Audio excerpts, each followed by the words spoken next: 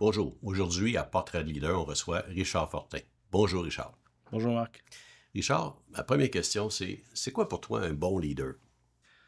Un bon leader, c'est quelqu'un qui est capable d'écouter. C'est la plus grande qualité d'un leader, à mon avis. Et puis, travailler avec ses équipes, leur faire confiance. Et puis, bien déléguer. Mais déléguer à 100%. C'est quoi ça, déléguer à 100%? Ben, avec les années, quand on a fondé notre entreprise, souvent, on a fait toutes les tâches. Ouais. On a été le vendeur, le développeur, l'agent de service à la clientèle. Et on connaît tous les clients parce que souvent, c'est nous qui les avons signés, des fois même installés. Donc, on peut entendre des discussions de corridor, puis on peut être attiré pour, des fois, aider puis régler les problèmes. Je pense qu'avec le temps, il faut apprendre à se retirer puis faire confiance à nos équipes. Tu dis on, comme si c'était toi. C'est moi. Mhm. Je me vois là-dedans. Ben, je suis un passionné dans tout ce que je fais. Je suis un passionné dans le ski. Je suis un passionné dans la business. Je viens d'un monde d'entrepreneurs. Mhm. C'est tous des entrepreneurs dans ma famille. Donc, je suis tombé dedans quand j'étais petit et essentiellement, je me donne dans chaque projet que je vais entreprendre. Et ce qui fait que des fois, ben, on délègue, mais on garde une petite main. Donc, il faut apprendre à se concentrer sur nos... Ben, il faut focusser. Hein? Donc, tu connais la tâche, fait que tu sais ce qui se passe, tu le sens. Puis, ensuite de ça, tu es assez intense, fait que tu voudrais que ça soit bien fait. Donc, c'est quand même c'est Tout à un fait. beau défi. En fait, je fais partie du type de leader qui est dans les tranchées avec son monde. OK. Donc, je suis un leader qui est quand même assez physique. Puis, mettons qu'il y a une tâche qui est plus difficile, ben, je vais être avec eux. Puis on va s'assurer de livrer ça ensemble pour avoir un client qui est 100% satisfait. Puisqu'on aime tous que nos clients soient 100% référençables, évidemment. Donc, je m'implique. Mais avec le temps, je m'aperçois que des fois, on pourrait se retirer.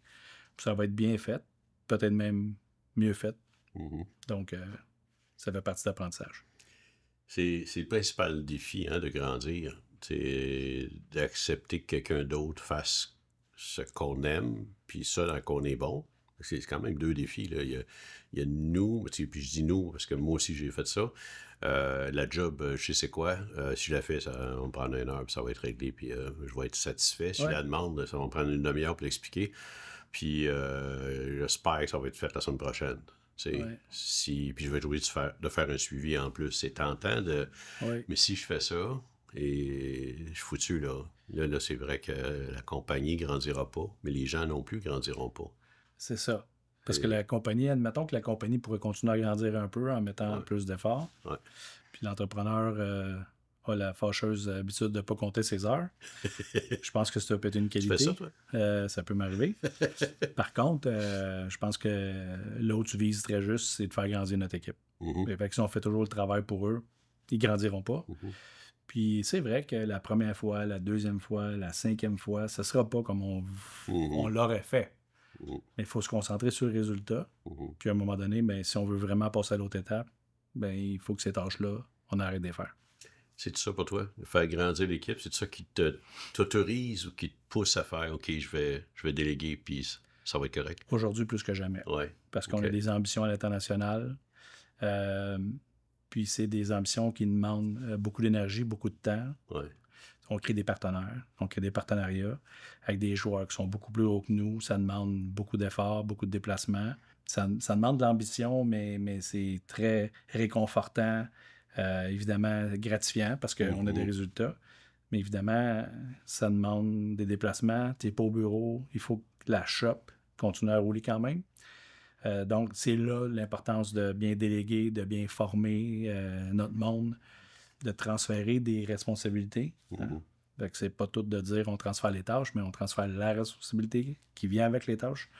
Et si on fait pas ça, on oublie le projet de la croissance, à mon avis. Et ça prend un shift, là. Ça prend Oui. un changement important Oui. de thinking sur Oui. aussi comment ça va se passer.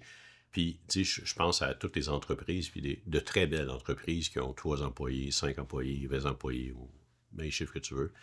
Il y a toujours un président, puis il y a toujours, presque toujours 1 ou 2 et 3, 4, 5 Ouais. VP. Puis je pense à des entreprises de 2000 employés, de 20 000 employés, de 200 000 employés, c'est encore ça. Tout à fait. Donc, ajouter des heures, c'est pas la solution. C'est la Non. solution un petit peu, là, hein, Ouais. par bout, ponctuellement. 10% de plus d'efforts, oui, OK, ça va Ouais. donner un beau résultat, Ouais. mais tu peux pas mettre 400% de plus d'efforts. Impossible. Donc, ça prend une duplication. Ça prend... Impossible. Fait que un des livres que tu m'as fait lire d'ailleurs qui s'appelle 10X, Ouais. c'est très bien expliqué que 2 fois, ça peut arriver. Tu peux mettre 2 fois le temps, tu vas avoir 2 fois le résultat, mais sur 10 fois le résultat, tu peux pas mettre 10 fois le temps, c'est impossible. Hein? Quelque chose qui doit changer en toi pour Ouais. créer ça. Tout à fait. OK. Donc, toi, tu vas faire des nouvelles tâches, tu vas prendre des nouvelles responsabilités, puis ton équipe, ben, ils vont prendre de tes tâches, puis c'est eux qui vont commencer à les livrer. Puis quand ils vont bien assimiler ça, ben, tu vas leur en donner des nouvelles, puis toi, tu vas passer aux prochaines. Fait que c'est comme ça le travail avec les équipes.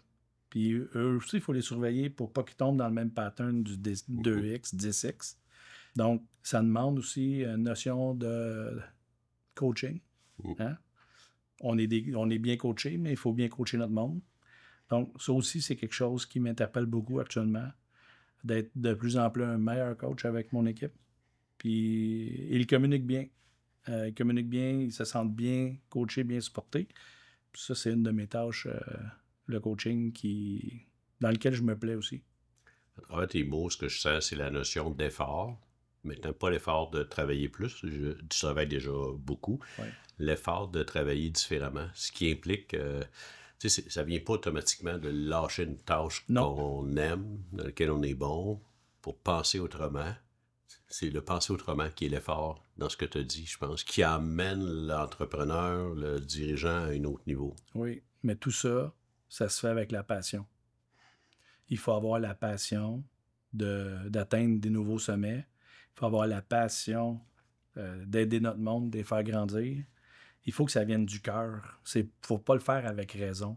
Hein? Il faut vraiment le faire pour les bonnes raisons, pour les aider, les voir grandir. Puis moi, j'ai un contexte particulier, c'est une entreprise familiale. Donc, c'est comme le prolongement du papa. Mais là, c'est des adultes maintenant. Fait que le papa qui devient un coach, qui veut quand même le bien de ses enfants, mais dans le bien de l'entreprise, dans le bien des faire grandir, comme équipe de direction, comme garde rapprochée.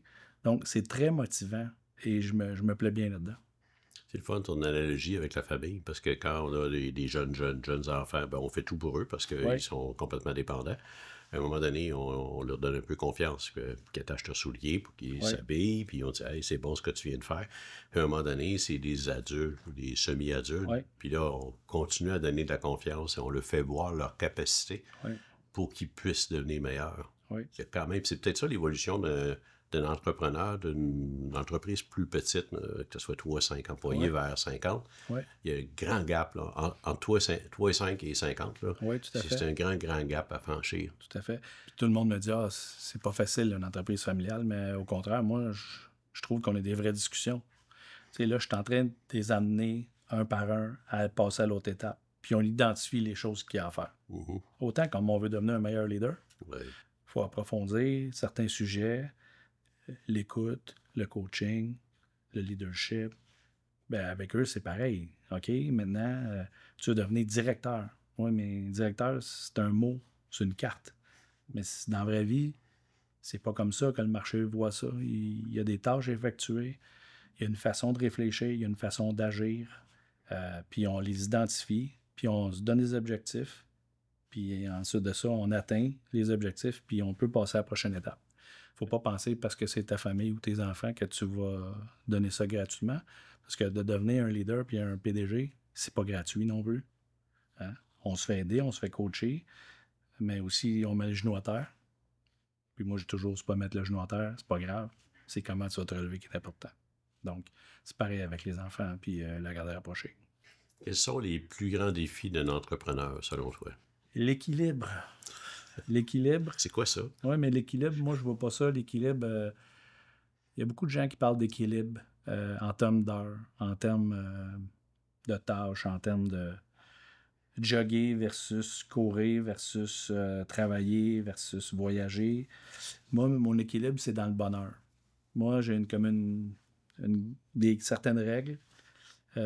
Puis ma première règle dans la vie, en haut de la feuille, c'est avoir du plaisir. Puis des fois, il me dirait comment tu fais pour avoir du plaisir quand tu passes les semaines dans l'avion ou en trade show. Non, mais tu peux avoir du plaisir quand même. Ça dépend comment tu le définis. Fait que pour moi, je vais avoir du plaisir. Puis quand je sens qu'au bout de quelques semaines, mois, j'ai eu moins de plaisir, bien, j'ajuste. Parce que c'est normal qu'on n'a pas toujours du plaisir à chaque jour ou à chaque semaine. Hein? Et des fois, c'est plus ardu. Les semaines sont plus remplies, mais il faut que la notion de plaisir revienne. Donc, on fait des ajustements. Donc, l'équilibre, c'est pas juste dans le nombre d'heures qu'on peut travailler parce que malheureusement ou heureusement, tout dépend de quoi on voit ça. Moi, je vois ça heureusement parce que je suis un passionné. Bien, il faut mettre des heures de temps en temps. Pour passer à un autre niveau. Pour passer à l'autre étape. Fait que ton OKR, ton KPI important, c'est ton bonheur. Tout à fait. Suis-je heureux? Puis c'est le premier.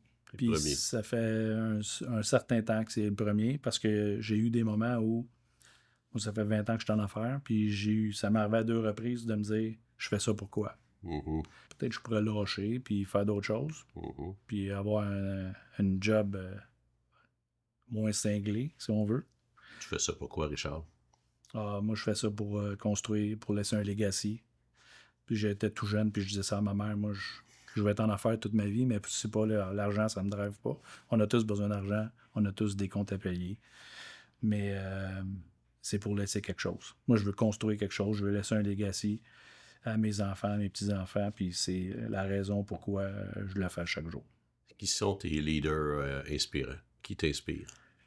J'ai eu la chance d'avoir des mentors, des coachs tout au long de ma carrière. Fait qu'il y en a qui ont été très marquants. Je vous dirais qu'actuellement, Marc, tu es un leader très inspirant pour moi. Et ce que j'apprécie beaucoup chez toi, c'est ta capacité d'écoute. Tu as vraiment une capacité d'écoute HD. Donc, t'écoutes, mais t'écoutes de façon très active. Puis je le sais des fois que tu as envie d'intervenir, mais tu continues encore d'écouter. Quand tu vas intervenir, c'est vraiment réfléchi. Ta réponse, ton intervention va vraiment bien couvrir l'ensemble de la discussion ou l'ensemble de l'énoncé qui a été fait. Et pas juste, j'ai entendu la première partie, je vais répondre à la première partie. Non, t'es vraiment, quand je dis HD, c'est que tu as vraiment été jusqu'au bout. Donc, tu es un exemple pour moi au niveau de l'écoute. L'écoute active prolongée. Les pairs de notre groupe. Les pairs de notre groupe, c'est des gens qui sont d'une expérience incroyable, qui donnent sans compter. Des gens occupés, évidemment, mais des gens qui prennent le temps de se déplacer, d'aller à notre rencontre et puis de vraiment être véritable. Il n'y a pas de demi-vérité. Hein? Puis dans notre groupe, c'est le fun. Les gens ne se gênent pas pour moi, voici ce que je vois, voici ce que je comprends. Tu réfléchis à ça. Donc, ça nous permet de sortir de notre quotidien, d'échanger et de revenir à la maison le soir avec OK, ça, il faut que je travaille là-dessus. Ou ça, je dois réfléchir à ça. Même des fois, on ramène ça carrément à nos équipes. Donc, ça nous permet d'évoluer, de continuer à grandir avec des gens qui ont bien réussi, qui sont des belles exemples. Quelle qualité il faut avoir pour aider son équipe?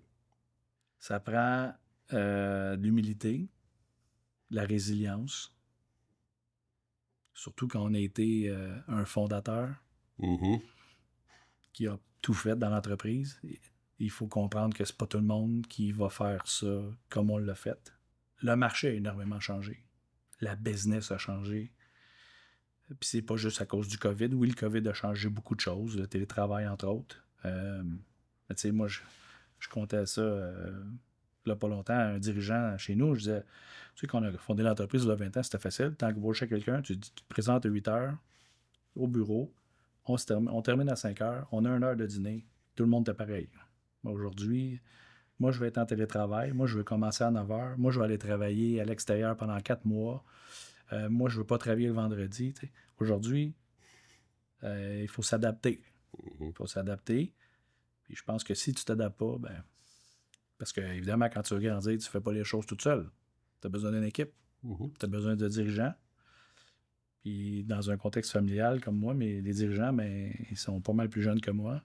Ils ont leur propre expérience, ils ont leur propre scolarité, leurs propres amis. Donc, évidemment, on pense pas nécessairement pareil. Je pense qu'il faut s'adapter. Quelle qualité tu recherches chez les membres de ton équipe? Qu'est-ce qu'ils doivent absolument avoir? Intégrité. Ça, c'est la première qualité pour moi. Ça fait partie de nos valeurs chez ITS Média. Intégrité, le respect, puis la notion d'aide. Et on est une équipe, on s'entraide. S'il y a quelqu'un qui est dans le trouble, tout le monde est dans le trouble. Puis on travaille en équipe, puis on va sortir de la situation. Si tu n'aides pas tes coéquipiers, tu peux juste pas être dans l'équipe. Il n'y a pas de place. Tu t'auto-éjectes. Aussi clair que ça. C'est aussi clair que ça. Okay. Qu'est-ce que tu aurais aimé savoir avant de devenir président ou avant de former ta compagnie? J'aurais aimé qu'on me dise qu'il fallait que je sois patient. Parce que ça va jamais assez vite pour moi. Tu as l'air d'un gars patient. Je suis très patient, mais évidemment, je suis un gars d'action. Fait qu'il faut que ça bouge. On se met dans un contexte que nous, dans l'entreprise, on a produit un logiciel. C'est notre solution qu'on produit, qu'on maintient et qu'on vend. Donc, on l'a parti de zéro. C'est des milliers de lignes de code, mais aujourd'hui, c'est un produit, il est mature, tout ça, mais ça a été long à développer. Et aussi, ben, des fois, tu es prête, le marché n'est pas prêt. Donc, mais encore aujourd'hui, nous, on a beaucoup de villes, des sociétés de transport comme clients. Puis livrer des mandats, ça peut être long. Parce qu'il y a beaucoup de joueurs impliqués. Donc, il faut être patient. Mais maintenant, on le sait, on est patient, mais quand j'ai commencé, j'aurais aimé ça, peut-être qu'on me dise... Que ça aille encore plus vite, c'est ça? Sois patient un peu. Un gars qui est impatient, comment il prend ses décisions? En fait, j'ai eu la chance d'avoir un ingénieur comme mentor dès mon tout jeune âge d'entrepreneur. Et lui m'avait enseigné que dans la vie, on construit des matrices. Fait qu'il m'a dit, c'est facile, chaque situation, si tu le rentres dans ta matrice, si c'est déjà existant, tant mieux. Si ça ne l'est pas, tu l'insères. Puis ça va te servir à tous les jours parce qu'il y a des centaines de décisions qu'il faut prendre qui sont pas mal toujours des patterns. Fait que ça va t'aider. Fait qu'aujourd'hui, évidemment, je transforme ça un peu. J'ai toujours mes matrices. Donc, pour moi, une situation arrive, je prends une décision presque de façon automatique. Mais maintenant, je consulte beaucoup les équipes. Parce que je veux qu'ils apprennent eux aussi. Je veux qu'ils bâtissent leur matrice. Donc, souvent, je vais prendre une décision, mais je ne vais pas leur dire. Puis, je vais dire, ben OK, celle-là, je vous la laisse. Puis, allez-y. Ça fait partie de l'apprentissage. Un entrepreneur, ça prend des décisions en temps réel, je pense. Même dans ta prise de décision, tu es beaucoup dans le transfert de connaissances. Tout le temps. Parce qu'évidemment, si je veux laisser un legacy, OK, ça implique que je vais me retirer de certaines tâches parce que je transfère des responsabilités. Je veux m'assurer quand même qu'il y a des matrices qui sont en place pour ne pas prendre n'importe quelle décision non plus. Fait qu'il y a un transfert de connaissances en permanence. Pour moi, c'est très important. Et l'apprentissage d'aptitudes qui permettent de prendre des bonnes décisions. Ben, il y a toujours la lecture, il y a le coaching, des fois on se consulte. Je te consulte plutôt. Mais évidemment, la matrice rendue à 50, presque 3 ans, il y a une bonne matrice qui a été construite. Qu'est-ce qui te reste à accomplir, Richard? J'ai encore pas mal d'années en avant de moi. La retraite, ça n'existe pas vraiment pour moi. Non, c'est pas... J'ai un exemple paternel qui a 74 ans qui est encore très actif. Il m'a annoncé sa retraite souvent, ça n'arrivera pas. Quand je veux laisser un legacy au niveau de l'entreprise, ben j'ai envie un peu de laisser un legacy au niveau de mon rôle aussi. Ouais. Tu sais, pour moi, de transférer, de coacher, former, ça fait partie de ce que je veux continuer à accomplir. Jouer un rôle différemment parce qu'évidemment, sur revenir à ma première valeur, c'est d'avoir du plaisir. Moi, ce que j'aime faire dans mon entreprise, c'est du développement des affaires, développer des partenariats. Donc ça, pour moi, ce bout-là, je le garde en partie dans des marchés précis. Mais le reste, pour moi, je suis en train de le transférer tranquillement. J'ai quand même... mais les enfants sont jeunes, mais ils sont là quand même depuis longtemps maintenant. Donc, ils en prennent. Donc, c'est important de continuer à transférer. Puis, transférer la notion de plaisir à eux aussi. Et c'est ça ton plan de non-retraite, finalement? continue à avoir du plaisir. Super. Merci beaucoup, Richard. Ça fait plaisir. Merci, Marc.